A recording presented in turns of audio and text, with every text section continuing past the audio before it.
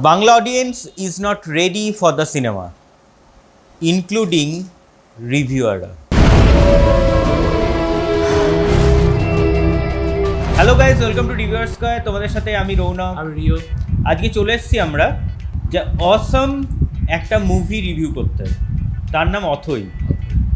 অথৈ দেখার পর থেকে মানে আমি এখনও স্টিল জাস্ট দেখে এলাম আমি সিনেমাটা, এখন আমি ওই জায়গাটা থেকে বেরোতে পারছি না। অসম্ভব, মানে একটা অসাধারণ সিনেমার সাক্ষী হলাম এবং আমার মনে হলো যে ইদানিংকালে আমরা যে ধরনের বাংলা সিনেমা দেখেছি, আমি কিন্তু কোনো পরিচালক বা কোনো সিনেমাকে ছোট করছি না, এখনকার মধ্যে দ্য বেস্ট ফিল্ম ইজ অথৈ।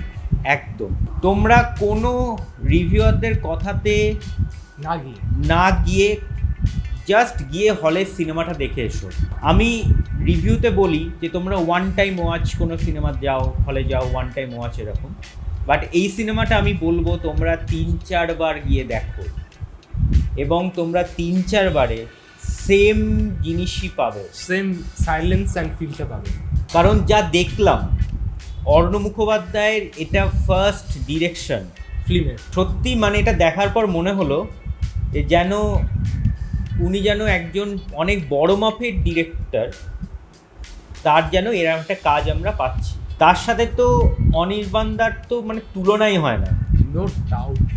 মানে ভাই ফ্যান হয়ে গেছি অনির্বাণদা আর অর্ণদার, জাস্ট উই আর ফ্যান। মানে ফ্যানাটিক মোমেন্ট চলে এসেছে আমাদের মধ্যে। মানে আমি এখনও ওই অড়াতে আছি যে আমি ওকে ব্যাক টু দ্য প্যাভিলিয়ন আবার ফেরত পেলাম। অনির্বাণদার যে গ্রাফটা যেটা ডাউন হয়েছিল দশমে, সেই গ্রাফটা একদম পিকে চলে গেছে। আই থিঙ্ক আমার মনে হয় না ওটা কম্প্যারিজন না, রিসেন্ট মুভিতে তো কোনো কম্প্যারিজন নেই ওনার মতো অ্যাক্টিং। এটা অনির্বাণদার মন্দারের পরে একটা সিনেমা ফ্যান্টাবুলাস কাজ, যেটা কিন্তু একটা মাইলস্টোন হয়ে থাকলো এবং বাংলা সিনেমাতে, আই রিপিট, বাংলা সিনেমাতে এই সিনেমাটা একটা কিন্তু মাইলস্টোন করে রাখবে, because it's that type of work. মানে একটা অসাধারণ ফিল্ম। অসাধারণ। হি ওয়াজ লাইক ফ্যান্টাবুলাস আর fourth wall break. Oh my god, মানে ফার্স্ট টু লাস্ট পুরোটা একদম ফোর্থ ওয়াল ব্রেক, অসাধারণ কাজ করেছে। ভাই আমি ফ্যান হয়ে গেছি। মানে ফার্স্ট ফ্রেমে অনির্বাণ, শেষ ফ্রেমে Anirban with fourth wall break. এই ম্যাচটা যা ছিল, তোমরা জাস্ট একবার গিয়ে দেখে আসো, জাস্ট দেখে আসো। পুরো সাইলেন্স একদম মেনটেন করে জাস্ট সিনেমাটাকে ফোকাস থাকে একদম।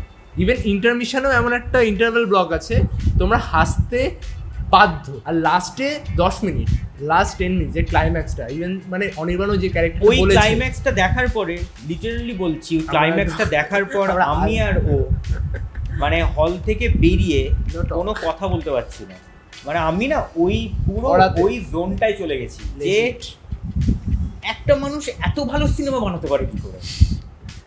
মানে এত মানে ক্যারেক্টারগুলোকে লেখা এমন ভাবে, লাইক ডার্ক তো ডার্কই, মানে ব্ল্যাক তো black, there is no grey in this film. একদম সবাই ব্ল্যাক হোয়াইট, এই দুটো। সৈনিধির কাজ অসাধারণ, অসাধারণ।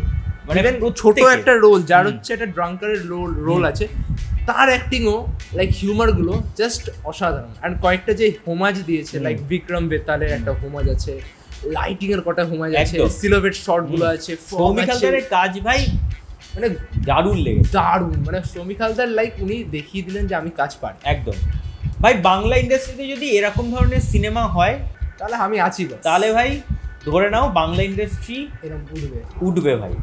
কোনো রিভিউয়ারদের কথাতে তোমরা কনভিন্স না হয়ে হলে গিয়ে সিনেমাটা দেখো, ম্যানুপুলেট না হয়ে। অনেক রিভিউয়াররা, বড় বড় রিভিউয়াররা বলে যে তাদের সিনেমা ভালো লাগেনি, তাদের মনে হয়েছে যে সিনেমাটা ভালো নয়, তারা তাদের এক্সপেকটেশনটায় পৌঁছয়নি। প্লিজ এমন একটা সিনেমা বানাও বস। এই রিভিউয়ার দুজন যাবে গিয়ে দেখে আসবে বস, ঠিক আছে তোমাদের সিনেমা। মানুষকে বোকা বানিও না। এরকম একটা রিভিউ, একদম গিভ দ্য ট্রু রিভিউ, একদম এরকম একটা কাজ ভাই সাপোর্ট করা উচিত, অবভিয়াসলি সাপোর্ট করা উচিত, নো ডাউট সাপোর্ট করা উচিত।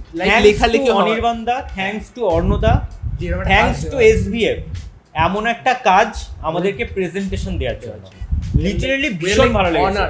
মানে সত্যি আমরা ভীষণ খুশি। তোমরা যাও হলে গিয়ে সিনেমাটা দেখো, মানে আমাদের রিকোয়েস্ট, প্লিজ এবং গিয়ে দেখে এসে আমাদের কমেন্টসে জানাও যে আমরা সত্যি বলেছি না মিথ্যে বলেছি। যদি তোমাদের খারাপ লাগে আমাদের কমেন্টসে জানিও। We are always open to that. একদম। সো রিভিউ ভালো লাগলে একটা লাইক করে শেয়ার করে এবং চ্যানেলে সাবস্ক্রাইব করে দিও, আর কেমন লাগছে সেটা কিন্তু কমেন্টসে জানাতে ভুলো না।